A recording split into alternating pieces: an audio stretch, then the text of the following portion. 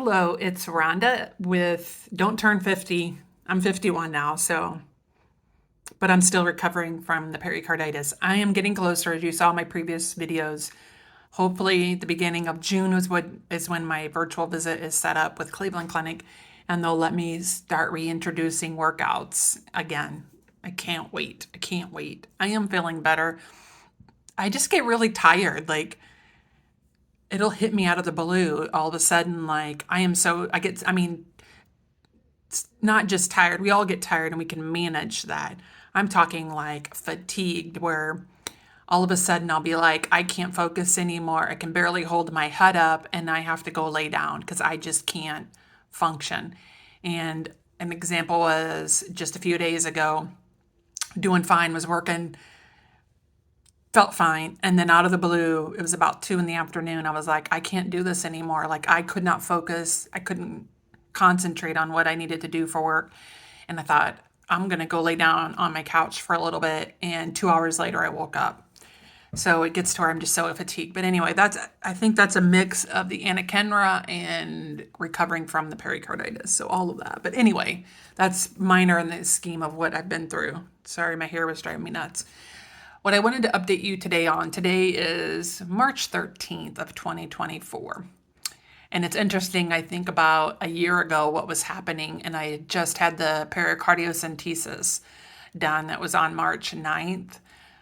That I remember all of it. It was holy hell, that surgery, because they can't knock you out because of the different breathing exercises you have to do during the procedure to get the fluid out.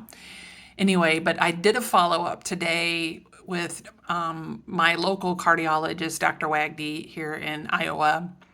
He's the one that did that procedure. He's the one I've been following initially since the pericarditis started. And then I also did a follow-up with my EP cardio, Dr. Fareed. They were back-to-back appointments. And the reason for these follow-ups, because you're probably wondering why.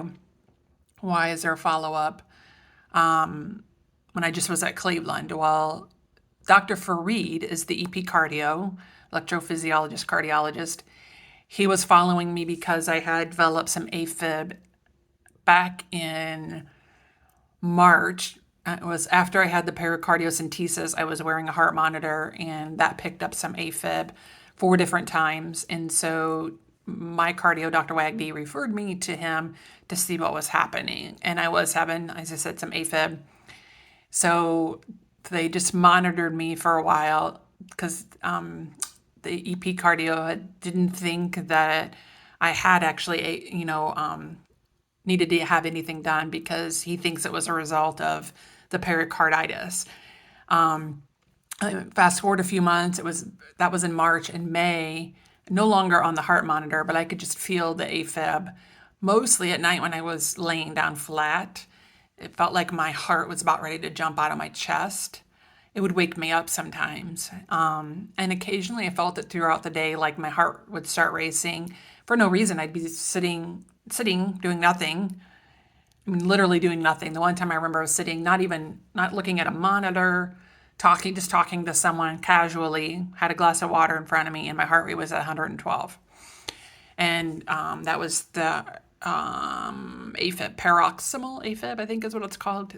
Anyway, so the EP cardio had decided to put me on a medication called Maltac because I wasn't sleeping. I was so tired. So they put me on Maltac. So I was following up with the EP cardio for all of that, and he wanted to see me after my visit with Cleveland to see where I was. So today, on March 13th, he told me, because I discontinued the Maltac myself because I was feeling better, and I didn't want to pay I'll pay the money for a prescription, but I didn't want to if it wasn't necessary. The goal was for me to be discontinued off that medication anyway, so I thought I'd try it myself. And in the end, if I was having AFib again after I discontinued myself, I can always get it filled. I wasn't worried about that. So I discontinued the Maltac on January 21st was the last time I took the pill. And I've been fine since. So 2 months basically later, and I haven't felt any of that. So that's good. So the EP cardio told me today he wasn't going to do anything different. He doesn't even think I really need to see him, but he's like, one more time just to make sure that nothing has developed, and then that I'll be done. So I'll see him in 6 months. Then I went and saw my regular cardiologist, Dr. Wagdy, that started me with the whole process of pericarditis. And this was a follow-up, and also because I take midodrine, which is for blood pressure, to keep my blood pressure higher because it runs low, to where I was passing out, as I had told you, from those episodes of orthostatic hypotension. So my goal today was, when I saw him, was obviously so you'd have an update from Cleveland, but I also wanted to just ask him about getting off the midodrine. I didn't want to take that medication anymore. I didn't think I needed it anymore. And so it was a funny appointment, because I reminded him about a year ago, I was doing the pericardiocentesis with him. And he remembered, and I said, if you remember, I was cussing at you like a sailor. And he just started laughing, because it is God, it's painful. But anyway, he had said he had just done 2 in the middle of the night pericardiocentesis, like at 1 in the morning, which surprised me. Not that he had done 2 of them, but in the middle of the night means, emergent. They couldn't wait for a day of the procedure, but I guess I couldn't have either that day. That time I went in, I wasn't scheduled. Anyway, I won't belabor on that, but so anyway, we reviewed everything, and he was just inquiring about what happened at Cleveland and where I was at with it. He reminded me that I had been his most difficult pericarditis patient. He's like, I had never had to prescribe anything beyond the prednisone and the colchicine. I always say it wrong. Colchicine, whatever. Anyway, he'd never had to go anything beyond that. So he was interested to hear what Cleveland was doing. We did try under Dr. Wagdy to get Arcalyst approved through my insurance, and they denied it. As you know, insurance governs everything. Pharma governs everything. What a joke. That was a whole nother mess that I went through with insurance. It was so frustrating. So anyway, so he was inquiring about all of that. And then I said, can I discontinue or taper off the midodrine? And he said, no, you cannot. He said, your blood pressure is still low. It was 98/66 today, and that's on the medication. I take it 5 milligrams 3 times a day, and it is for the orthostatic hypotension. He said, I don't want you to be passing out anymore, which I don't either, because I don't want to pass out. I don't want to risk breaking shit, hitting my head, whatever would come with that. But I feel like I'm ready to be off of it, but I'll wait. He wants to see me in 6 months. So I'll wait and see what he says in 6 months. That'll be this fall. And by then I would be off of everything related to the pericarditis. So that would be one of my last medications that I'd be on that was involved with this whole tobacco. So hopefully I am able to eliminate all those medications. I went from a lot, which I know are necessary, but it's terrible to be on those medications. So terrible. But anyway, that is where I'm at. Actually, I think that was all the update. They did an EKG. It was fine. Normal sinus rhythm, no issues. Just the blood pressure. They even said, which is weird. It's weird to say that you're on a medication for blood pressure to keep it high. And it's weird for them to say, are you still on a high sodium diet? And I said, no, because I don't like salting everything like that. I just don't like it. And I don't want to get used to it. Like, I just don't like it. So they're like, okay, so I guess that's the alternative to med. I don't know, but I'm not going to be salting everything. You can't tell me that's good for your body.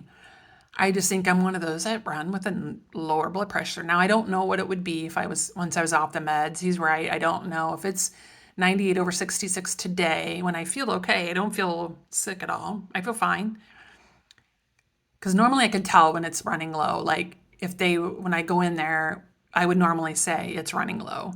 I can tell because I remind them, because sometimes it's been in the 80s and I'll say, yeah, I'm the one that runs low. But today I didn't, not that I would say it was high, but I thought it would be like maybe under 110 anyway. But I don't know what it would be if I was off the med. So I guess he's right. I hope he doesn't see this video to know that I said that he was right. Although that does give them an ego boost. I do know that. Whatever, I don't care either way. But so anyway, that was what that visit was about. So I will see him in 6 months, and we'll see where I'm at with him at that point with the pericarditis. I do have the PFO still that he didn't say anything about today, but it was in my record afterwards.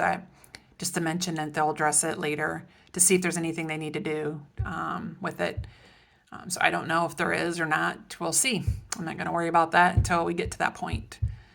But I think that was it for today. So that's my update. Hope you're all doing well, and I hope you're learning from what I'm sharing. That was my intent, if I haven't said that enough, is it's not so much about what's going on with me personally as far as give me attention, because that's not what I'm about.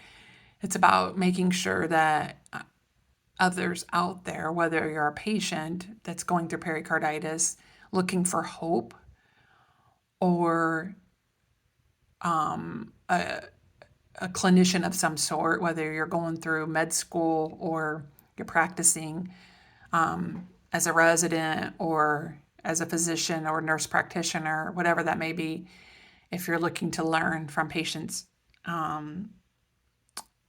Because like my local cardio had said, and here in Iowa, that I was the most difficult one for him. And I can know there's many layers to that too, because it's Iowa and they don't see the volume of patients like they would in a city like New York City, Chicago, Cleveland Clinic's, Mayo's, but he did come from Mayo. They saw him out at the hospital or at the clinic I go to. He's been in cardiology for a long time. I know he's a good cardiologist. So for him to even say that is interesting. It's good. I'm glad no one in the area has dealt with this that he's seen, but I just want my experience that I'm sharing to be helpful for patients that are losing hope and need some hope, and for learning for clinicians, practitioners in this field or in med school. So hopefully this is helpful. And those patients, if you're watching me, I do hope I give you hope. I had lost hope a lot of times throughout this because it just, when I would get my hopes up, something would happen, the fractured ribs, a pneumothorax, another flare up. But I'm telling you, there is light. You will recover. You will find some answers. You just have to get to the right clinic, get to the right doctor, and follow their plan.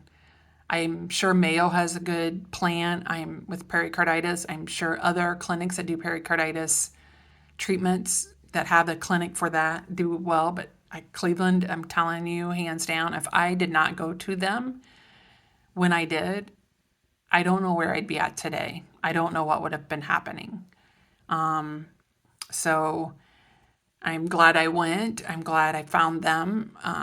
You just have to make sure you find a clinic that, for Cleveland, it's not close for me. I live in Iowa, so if I drive to Cleveland, it's 9 to 10 hours.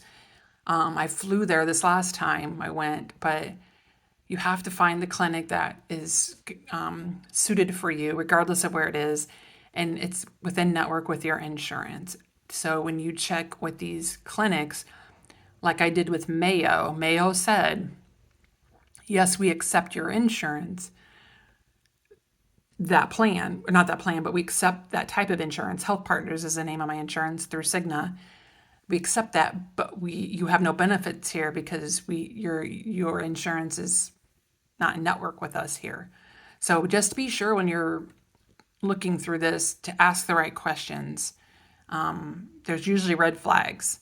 So make sure not only are they accepting your insurance, ask the questions. Just don't assume, because they don't always tell you these things. Just say, I have this insurance. Am I in network with you guys? Or call your insurance. That's what I ended up doing to verify. I called customer service with my insurance, the number's on your card, and said, is Mayo in network with with this plan? And they said they accept this particular insurance, just not your plan. So there's a difference. So make sure you're checking all of that out and you go to the right area. And Cleveland was in my network. So because they bill it through Cigna. So that's why I went there. I'm sure there were others I could have checked out too, but that was the first one. Cleveland's a top, I'd say 3 in heart, maybe top 2 or 1. So I'm at a good spot. Anyway, so that was my update for today.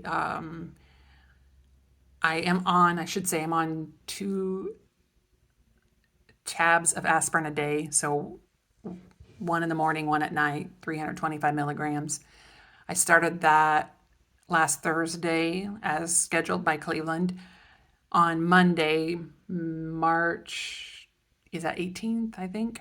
Yeah, 18th, I get blood work done, the CRP, the sed rate, and as long as that's in normal range, I'll taper to 1 aspirin a day starting on Thursday, the 21st.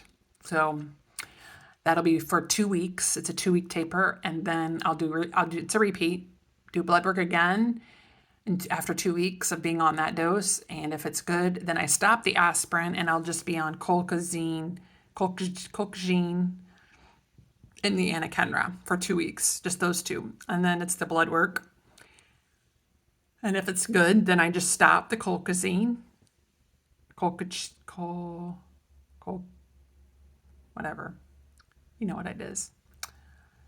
And then I stay on the anakinra until I do a virtual visit with Cleveland with the NP on June 6th. And then hopefully the plan is to start that taper.